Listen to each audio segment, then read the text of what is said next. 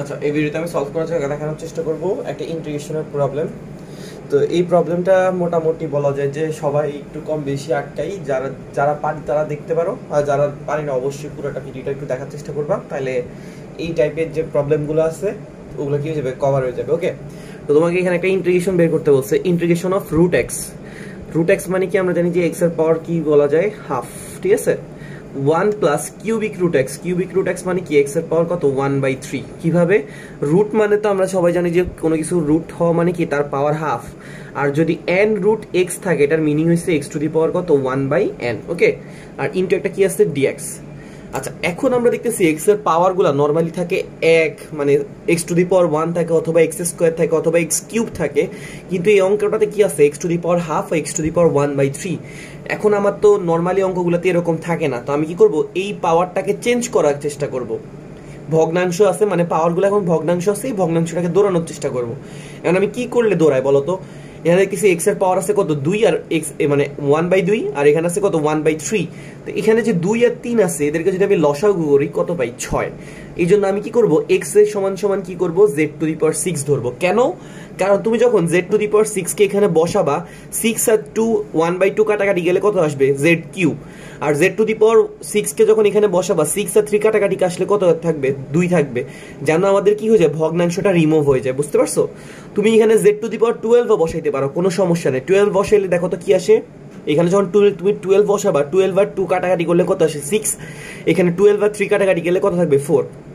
কোনো সমস্যা নাই। তুমি 18 ও বসাইতে পারবা, কিন্তু তুমি দেখো যদি তুমি এখানে x সমান সমান জেড স্কোয়ার বসাইতা, তাহলে জেড স্কোয়ারের যে 2টা থাকবে এই 2 আর 2 কাটা যেত, কিন্তু এখানে জেড স্কোয়ার বসাইলে 2 আর 3 কি কাটা যেত না, কিউব বসাইলে 3 আর 2 কাটাকাটি যেত না, তবে এখানে 3 আর 3 কি হইতো কাটাকাটি যেত, 4 বসাইলে 4 আর 2 কাটাকাটি যেত, তবে 4 আর 3 কাটাকাটি যেত। এরকম ভাবে আমরা দেখতেছি কত পর্যন্ত কাটাকাটি যাবে না, 5 পর্যন্ত কাটাকাটি যাবে না। যখন আমি জেড টু দি পাওয়ার 6 বসাবো তখন এখানে কি হয়ে যাবে, পাওয়ারগুলো কাটাকাটি যায়, এরা কি হয়ে যাবে পূর্ণ সংখ্যা চলে আসবে। বুঝতে পারছো? এই জন্য আমি এক্স এর মানটা কত বসাবো, Z to the power 6 whole to the power কত হাফ 1 প্লাস এটা হয়ে যাবে কত Z to the power 6 whole to the power কত হবে 1/3। এখন প্রশ্ন হলো এই ডিএক্সটাকে কিভাবে আনবো। তো আমরা জানি যে যাকে জেড ধরি তাকে আমরা ডিফারেন্সিয়েশন করি, এক্স কে যদি আমরা ডিফারেন্সিয়েট করি কত আসবে 1। জেড টু দি পাওয়ার 6 কে যদি আমি এক্স এর সাপেক্ষে ডিফারেন্সিয়েট করি, এটা দেখতে হচ্ছে এক্স টু দি পাওয়ার 6 এর মতো, ডিফারেন্সিয়েট করলে কত আসবে 6 এক্স টু দি পাওয়ার 5, তাহলে এখানে আসবে 6 জেড টু দি পাওয়ার 5।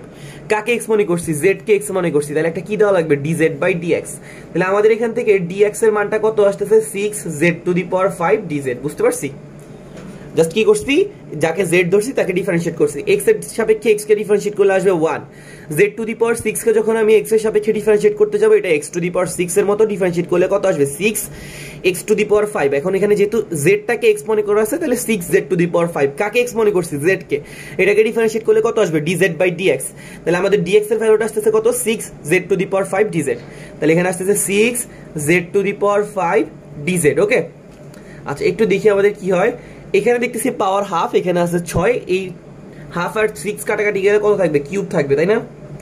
আর উপরে আছে কি 6 একটা আছে, জেড টু দি পাওয়ার 5 একটা আছে, ডিজেড একটা আছে। 1 প্লাস এখানে কিউব আছে মানে 1/3 আছে, এখানে 6 আছে, 1/3 আর 6 যদি কাটাকাটি যায় এটা কি হয়ে যাবে স্কয়ার হয়ে যাবে।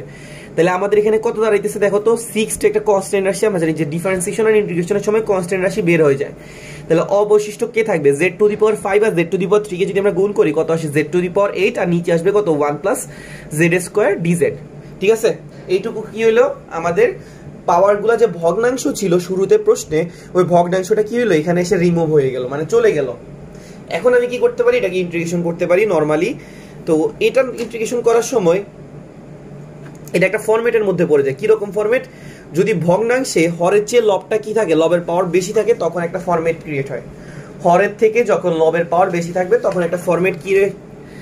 ক্রিয়েট হবে। এই ফরম্যাটটাকে আমরা এখন কি করব, সলভ করব। 6 integration of Z to the power 8, নিচে আসছে কি 1 প্লাস জেড স্কয়ার, একটা আসছে কি ডিজেড। আচ্ছা, ফরম্যাটটা কিভাবে সলভ করা যায়, তোমার কাজ হইছে নিচে যে রাশিটা আছে নিচের রাশিটাকে হুবহু সেম উপরে লিখে ফেলা। কি করা, নিচের রাশিটাকে মানে হরের রাশিটাকে কি করা হুবহু সেম উপরে লিখে ফেলা। ওকে, আচ্ছা 1 প্লাস জেড স্কয়ার ছিল, 1 প্লাস জেড স্কয়ার লিখছি, কিন্তু আমার উপরে কি আছে মানে লবে কি আছে জেড টু দি পাওয়ার 8। তো আমার চিন্তা করা লাগবে কি করলে এই যে রাশিটা লিখলাম এই রাশিটা জেড টু দি পাওয়ার এইটা কনভার্ট হয় কি করা হলে তুমি দেখতেছো একটা জেড স্কোয়ার আছে তুমি যদি একটা সামনে কি করো জেড টু দি পাওয়ার 6 দিয়ে গুণ দাও তাহলে জেড টু দি পাওয়ার 6 আর জেড স্কোয়ার গুণ হয়ে কত আসবে জেড টু দি পাওয়ার 8 আসবে তাই না কিন্তু একটা সমস্যা হয়ে যাবে কি জেড টু দি পাওয়ার 6 আর 1 কে গুণ করলে যে জেড টু দি পাওয়ার 6 আসবে ওই জেড টু দি পাওয়ার 6 টা কি আসবে এক্সট্রা আসবে তো আমরা জানি যে এক্সট্রা আসলে এটাকে ব্যালেন্স করার জন্য আমার কি দেওয়া লাগবে একটা জেড টু দি পাওয়ার 6 দেওয়া লাগবে লাগবে নাকি লাগবে না অবভিয়াসলি লাগবে বুঝতে পারছি আমি আবার একটু রিপিট করতেছি যখন লবের পাওয়ারটা হরের চেয়ে বেশি হবে তখন কাজ হইছে কি নিচে হরের রাশিটাকে হুবহু সেম উপরে লিখে ফেলা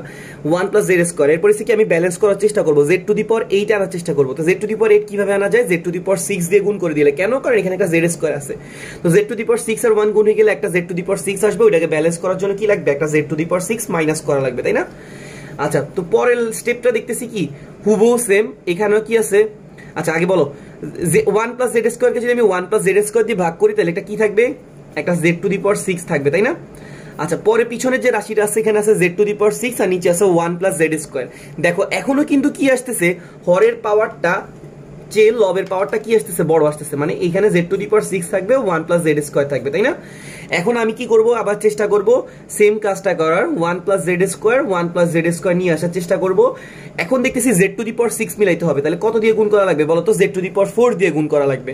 জেড টু দি পাওয়ার 4 আর জেড স্কোয়ার গুণ করলে আসে কত জেড টু দি পাওয়ার 6 কিন্তু একটা যে Z to the power 4 extra আসবে ওটাকে ব্যালেন্স করতে হলে minus Z to the power 4 দেওয়া লাগবে নাকি লাগবে না অবভিয়াসলি লাগবে বুঝতে পারছি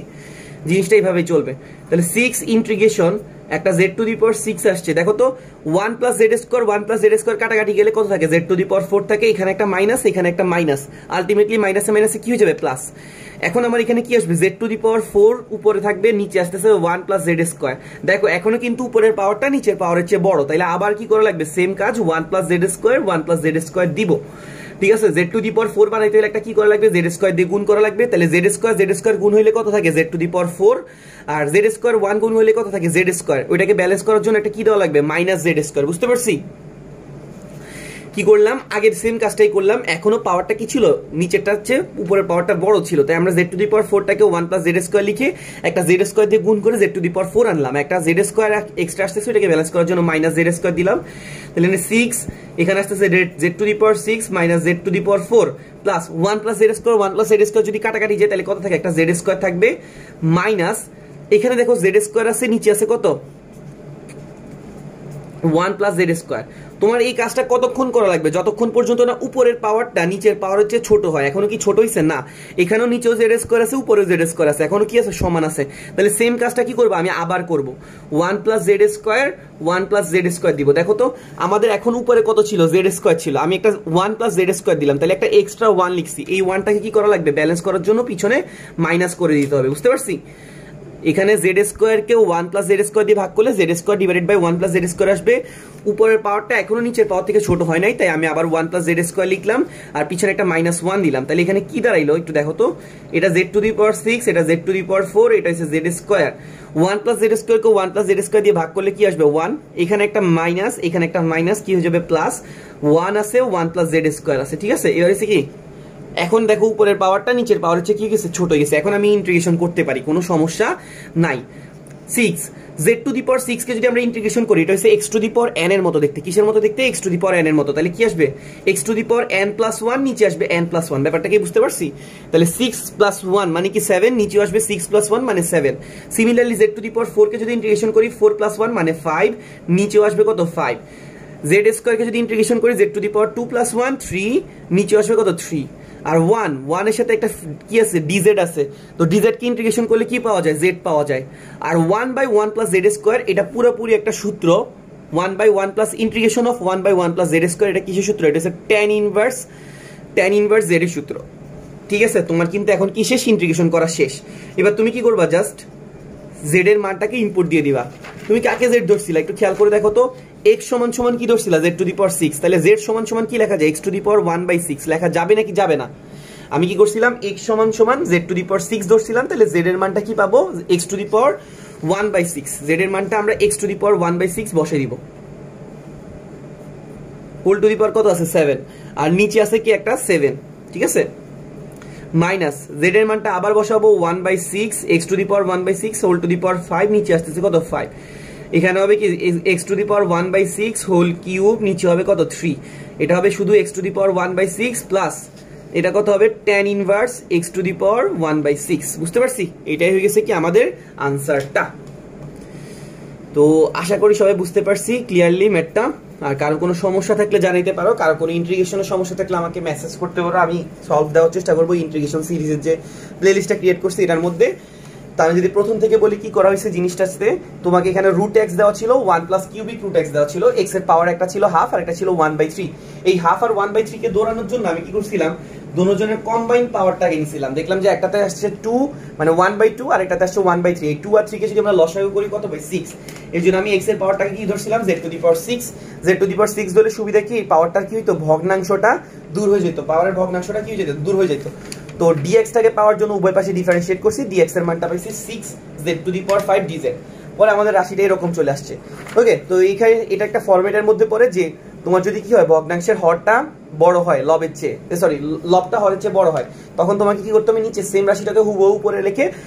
এরপরে আগের রাশিটার জন্য ব্যালেন্স করতে হবে। তো সেম কাজটা করছি, 1 প্লাস জেড স্কোয়ার লিখছি, জেড টু দি পাওয়ার এটা আনার জন্য জেড টু দি পাওয়ার 6 দিয়ে গুণ করছি, এক্সট্রা একটা জেড টু দি পাওয়ার 6 আসছে ওটাকে মাইনাস করে দিছি।